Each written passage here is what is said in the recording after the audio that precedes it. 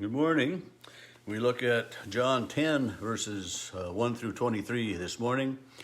And Jesus is still visiting with the people after he had healed this man born blind. And the Pharisees are there and a bunch of other people. And it's just a continuing story for a little while here. And Jesus says, we get into now, we're going to have I am statements 3 and 4 with I am the gatekeeper, I am the gate of the sheep, and I am the good shepherd. But Jesus starts this he continues here. He says, very truly I tell you, anyone who does not enter the sheepfold by the gate, but climbs in by another way, is a thief and a bandit. The one who enters by the gate is the shepherd of the sheep. And he says, the gatekeeper opens the gate for the shepherd. And the gatekeeper, the person who is in charge of watching over the holding pen where the sheep would spend their overnight or whatever time they've been in there, the gatekeeper knows who the shepherds are. And there would be several shepherds that would put their sheep together in an enclosure overnight for their protection and well-being and the ability for them to rest that way. But the shepherd would come in and would speak to the sheep, would call the sheep, and his flock would know his name and would follow him. And it's, voice recognition is really, really important. And I remember many years ago, I was in high school and I answered the phone at my dad's station, and the voice on the other end of the phone says, yeah, say we could use 250 gallons of gas out here. And I said, okay, I'll have Dad come when he gets home. He's out with the truck now. And I promptly wrote down the person's name or her husband's name that he wanted some gas. And a little while later, the phone rang, and it was the same lady. And she identified herself this time. And she said, I just called in for some gas. And I said, yeah, I wrote, and I said her husband's name down to come out with gas. And she was just so surprised that I would know her voice on the phone and that she didn't have to tell me who it was. But voice recognition is important. And I have people tell me that they can hear me in another room and they know who I am. They know that I'm there. And that's, in a way, it's a compliment. And in a way, it's a reminder that no matter where you are, somebody might hear you that you're not aware of. And so, but voice recognition, and Jesus is talking about voice recognition with his flock of sheep. He's using a flock of sheep as comparing it to people, to you and me, hearing the voice of God, hearing the voice of the one who loves us and cares for us and provides for us. And Jesus is saying to these people that you're not hearing the voice of God in me. I am the good shepherd. I am the one speaking for God. This is a voice that you should hear. This is a voice that you should know. This is a voice that you should follow. And he's saying that he's the way to God. And people don't understand that. He's using a figure of speech, but they did not understand what he was saying. And that happens so often that people don't understand Jesus and stuff that way. And so then again, he says, I am the gate of the sheep. All who came before me are thieves and bandits. I am the gate. I am the way to God. He says that later in John 14, I am the way, the truth, and life. But here he says, I am the gate. And it is through me that you have access to God. And not only am I the gate, as he says in verse 7, but then in verse 10 he says, or verse 11 rather, I am the good shepherd. The good shepherd lays down his life for the sheep. Again, foretelling his crucifixion, but also, I know, dear, I'm always humming and singing and stuff. And I was asked that the other day, what song I was humming, and I said, I didn't even realize I was. But anyway, vocal recognition, but also recognizing Jesus as the shepherd, as the one who is going to lay down his life for us. And the shepherds in Jesus' day, and they put their lives on the line because they were protecting them from the wild animals and from themselves.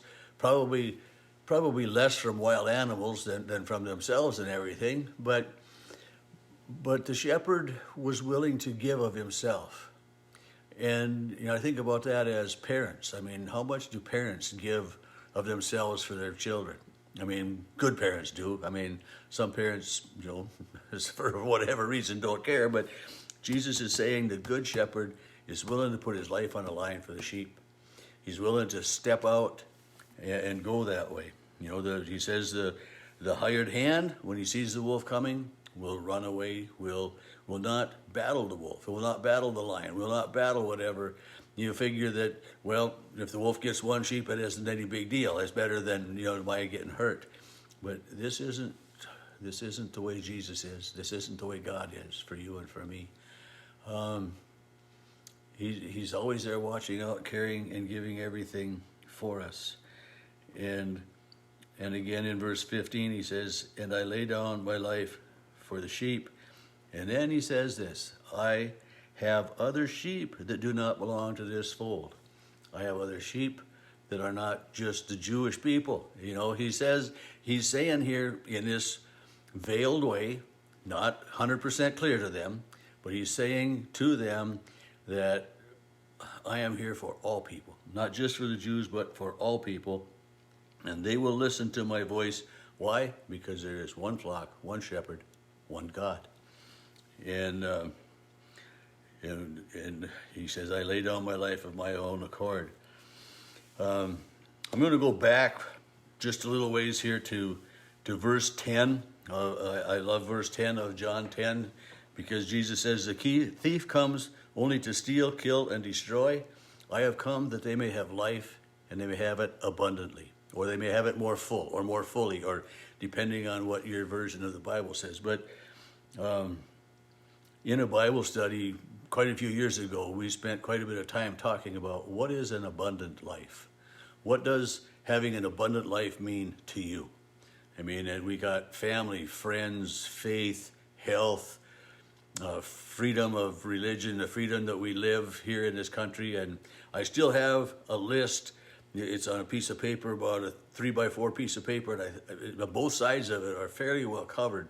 And it's in the Bible that sits beside my chair in the house right now, tucked right in there in John 10. And I got another little piece of paper that way tucked right in by John 14 that talks about, coming home. But having abundant life, think about that. What for you is an abundant life?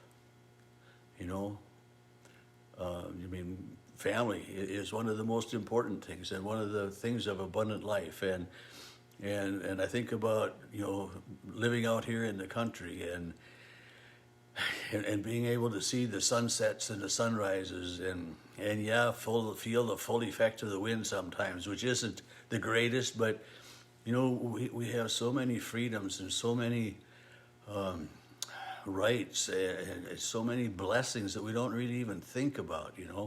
We can go to the store and most of the time find the shelves full of things. It's been different in this last year and a half. I know that there are times that there are shortages of things, and they keep talking about there's going to be a shortage of this and a shortage of that, and people, they hear that there might be a shortage of whatever, so they go and they buy everything that they can, just thinking only of themselves. But Jesus says, I have come that they may have life abundantly. And a part of that abundant life is having that friends and family that you care for, but that also care for you. This sense of community. Think about that. Community. Out here in the middle of North Dakota, where most of us are, we have community that cares, that gathers around, and upholds us and nurtures us. So, just think about that, and maybe make a couple notes about what you think it is to have abundant life, and underline that verse in your Bible that Jesus says, I have come that they may have life and have it abundantly. I mean, and that's just like John 3:17 isn't underlined in very many Bibles, but when Jesus says, I have not come to condemn the world, but that the world might be saved through me. This is the abundant life. We've been saved by the grace of God. So we got just a couple verses left here that we would read today. through 23. But, verse 19 says, again, the Jews were divided because of these words. Many said, he has a demon. Why listen to him? And others said, but he can't be a demon, because if he was, well, who could open the eyes of a blind man? So here, in verse 21, they're still talking about Jesus healing this blind man, giving him sight back. So this is all one conversation, or all one time together here for sure. That, Jesus opened the eyes of the blind, and he's having this conversation about being the good shepherd, about having abundant life, being the gate of the sheep, laying down his life for those that he calls his own. And not only reminding us that he calls us his own, but when he refers to us as his sheep, that means that we are under his care, under his guidance, under his watch, and that we are his. We are a part of his flock. And it doesn't mean that we have to put our nose in everybody else's business, but it means that we're community. That's what being a part of a flock is being community. Watched out for by God, and knowing that God and that Jesus Christ will do anything and everything, and they do, for you and for me. So may you live abundantly this day and always.